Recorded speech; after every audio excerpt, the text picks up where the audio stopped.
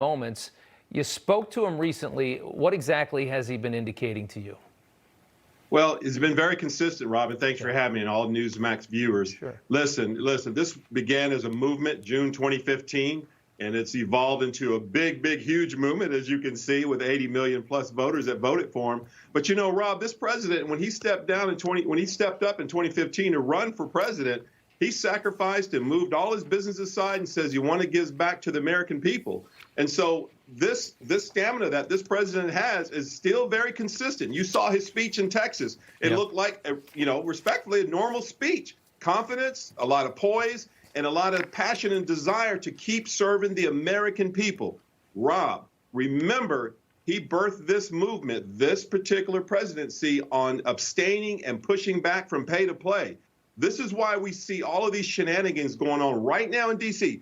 Rob, I wish the same enthusiasm that they're trying to cancel the president's Twitter and cancel all the conservatives would put their measures and efforts in these small businesses. Rob, these folks, I'm one of 30.6 million small businesses in the country.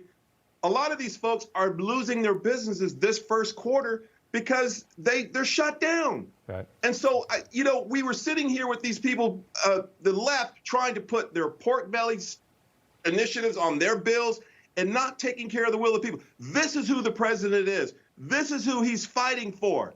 Rob, he is still the same as I saw him before, as I see him now, and I'll see him in the future. This is resurrect a great American movement that wants to put the will of the people first and get these people elected in office that want to serve the people and not have the country serve them. They serve the people, not going into office and wanting special interests to serve them. Yep. So his stamina, his desire is still there, Rob, for the American people. The answer to your question. That's good. That's good to see. I do want to ask that. I mean, we heard him talk in Texas, like you said. He did have a big speech. He sounded confident. Tonight we learned, though, that some of the higher profile Republicans are turning against him on the impeachment front, and I wanted to get your reaction to that. It looks like the party is really going to have a split on its hands. Well, Rob, look, it's just like I told you before, and I said this before on Newsmax. Yeah. Most of these folks that are sitting in these elected seats right now were birthed through special interests. They don't get to make decisions for the American people. Their special interests are telling them what to do.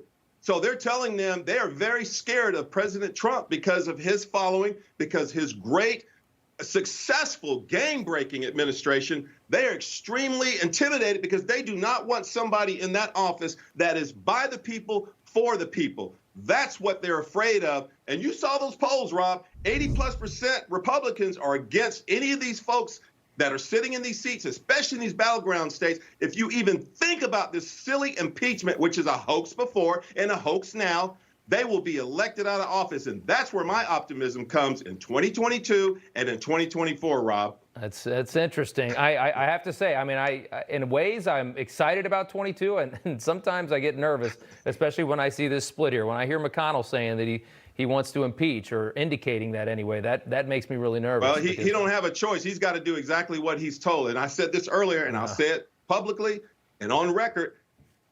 Ladies and gentlemen, American people, pay attention to your elected official or your candidate seeking office and look at their campaign coffer and find out who's controlling them. That's where you get your answer. President Trump doesn't have anyone controlling him except the American people, the 80 million that put him there. And a lot of these new Congress folks that came into office, the gentleman down Donaldson, down in Florida, Congressman Burgess Owens, and many, many more are standing fast on that same movement. And we got many more coming that are going to put their name on that ticket and take the American people, put them first, take the president's initiatives and push them forward. The populist movement. What I'm optimistic about, Rob. Yeah, it is. I mean, it's exciting, but it's a split either way. It's a split on the right, and that's when you don't have everybody together.